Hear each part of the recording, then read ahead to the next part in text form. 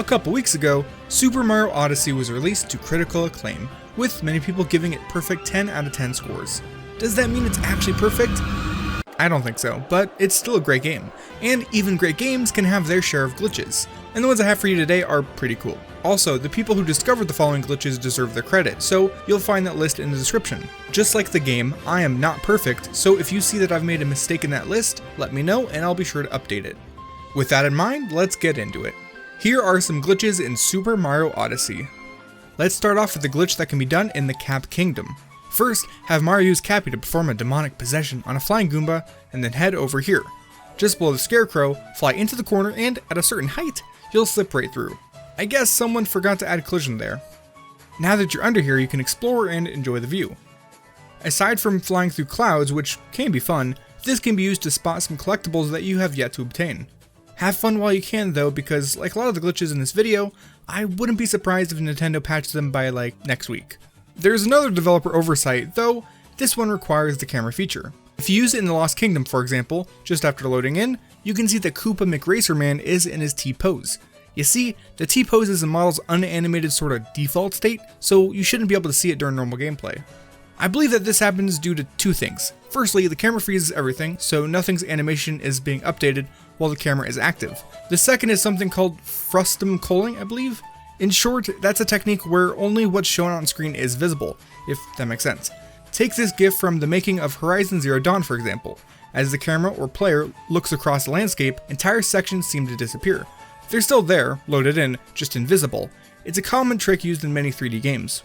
After loading in, the rover racing Koopa is there, but not visible. As such, his idle animation has not begun. When the camera feature is used, no animations will be updated, so turning reveals the T-pose. This can be done in any kingdom, though this is the best example of it. So, with the explanation out of the way, I am becoming more powerful than any Jedi has ever dreamed of. Over in the Luncheon Kingdom, grab yourself a hammer bro, or pan bro. Take it over near the plaza and hop onto this oversized vegetable rock. In the space between the wall and rock, try to slide and jump. With the right positioning, Mario will slip right through into the building. This might be useful, but even if it isn't, it still looks neat. Clipping into one building is cool and all, but what if we could clip through everything? That's actually possible in Seaside Kingdom. From the Odyssey, grab a Gushen and head over here.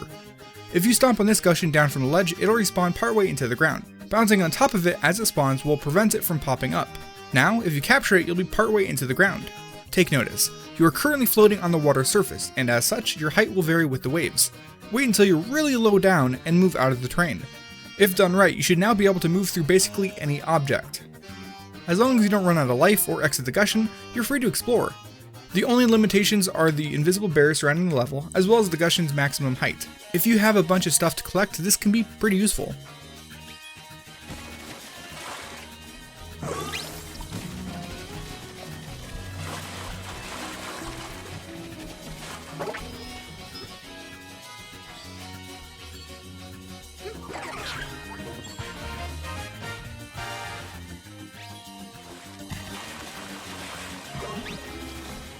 The flying dinosaur named Glydon is also pretty useful. Something about Glydon's collision allows him to, if done properly, clip through the corner of any object. A cage in the Lost Kingdom, a block, the ground itself. As long as an object has a 90-degree angle, you should be able to get into it.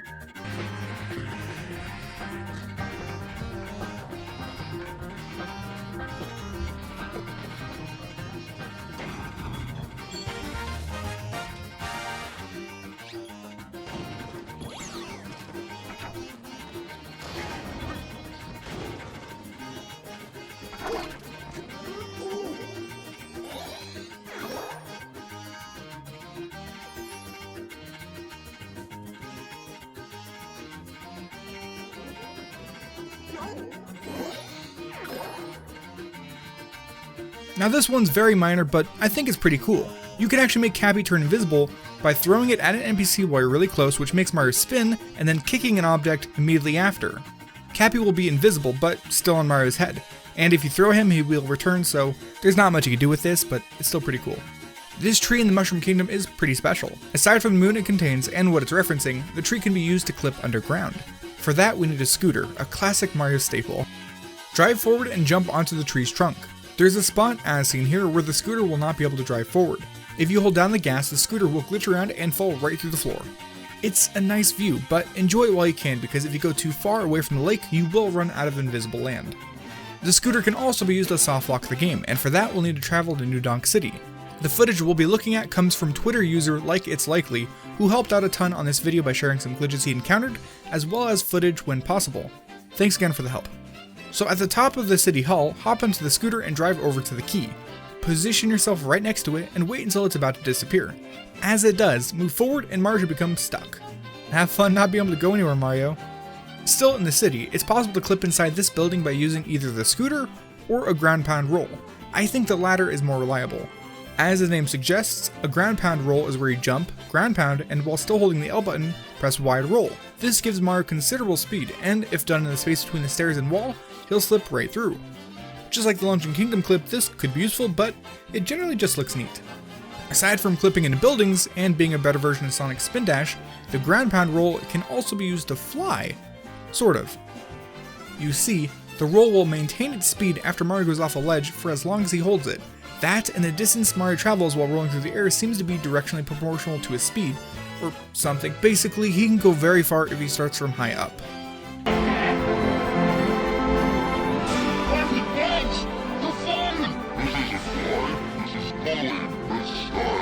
You thought we'd get through this video without bringing up a bird, didn't you? Well, if you did, you're sorely mistaken. Also, if you think I misspelled burb in the previous video, you're wrong. It was on purpose, because I think it's funny. Stop commenting about it, I'm not going to change it. Anyways, Mario is supposed to talk to Talkatoo for hints, but instead, throw something at it, then talk to Talkatoo. The goal is to hit the A button right after he is hit in the face. Doing this locks the camera as if you were still talking to Talkatoo, but you're free to run around. As long as you have something to throw and a Talkatoo to hit, this glitch is possible. The doggo found in many levels is great for another glitch, but do not worry, we're not going to throw anything at its face. Instead, we're going to harmlessly make it throw itself into the void. You monster. That sounds really bad, but do not worry, he'll always respond since this is a video game. So when you're playing fetch with the doji itself, his AI will prevent him from leaping over the edge. That's good, but I know a way around that. Use Cappy to lure him onto the bench. He does a cute little jump whenever he catches the hat. We'll use that against him to make him jump onto the railing. If you just let him jump, he'll fall into the clouds and then respawn nearby immediately. Instead, if you have him jump off of the ledge with cap and mouth, he'll be fine. He'll run around on the clouds as if everything is fine. It seems his urge to be a good boy and return Mario's cap is stronger than gravity itself. Instead of having Mr. Pup and Stuff jump off of a ledge, let's jump on him. Lead the doggy over to where somewhere that has a low-hanging ceiling, like the doorway of the Odyssey. Have Mario jump on the dog and Mario will bounce up and down very quickly. Depending on the positioning, you can actually get him to oscillate so fast that my recording setup couldn't even keep up. I had to record it on my phone just to give an idea of how fast Mario is actually bouncing. My name is Mario, and I am the fastest guy. Of course, I have left the best for last. I only learned about this glitch thanks to a video uploaded by YouTube user Maspoofs, so credit for discovering this goes to them. The setup is simple and the effects are really awesome. And of course, thanks to Like It's Likely for helping out and recording footage of the glitch for me. Basically, if you capture a stack of Goomba that are overlapping a life apart, the game will freeze. Or at least that's how it seems. Everything except Mario and the music has stopped, and you're free to actually exit the Goomba stack. Also, throwing Cappy will result in it becoming stuck, frozen in place. Mr. Maspoofs calls this the soft lock escape in the title of his video, but I don't think that quite fits. You're not actually escaping a soft lock. If I'm allowed to suggest an official name for this glitch, I'd call it Super Mario Odyssey's time stop glitch. That seems particularly fitting, seeing as how enemies, platforms, obstacles, and even the lava itself is frozen in time. Mario can freely walk across the lava, and in this state it deals no damage. Nothing deals damage while time is stopped, except jumping into the void. Even then, Mario's health will be reduced to 0 and he'll fall infinitely. My very first thought following learning of the extent of this glitch was, can it be done anywhere else? I'm only a little bit ashamed to say that I went out and bought a Princess Peach amiibo specifically to test this glitch out. Unfortunately, it didn't work. So you see, when scanned, Peach amiibos will spawn a life up heart anywhere. The problem here is that instead of placing the heart above or in front of Mario, it'll appear above him and then automatically be applied. Nothing I did could work around this, and as such, I was not able to replicate this time stop glitch anywhere else in the game. I will say that it might be possible to use the amiibo to trigger the glitch, but that will probably take someone more crafty than me to pull off. Also, if you can find yourself a life up heart sitting on the ground and have a captural creature nearby, give it a go.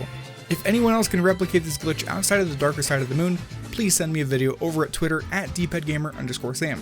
Oh, and since we should end with a joke, here you go. One step, and then again, let's do the Mario all together now. You got it. It's the Mario. Do the Mario. Swing your arms from side to side. Come on, it's time to go. Do the Mario. Take one step, and then again, let's do the Mario all together now. Come on now.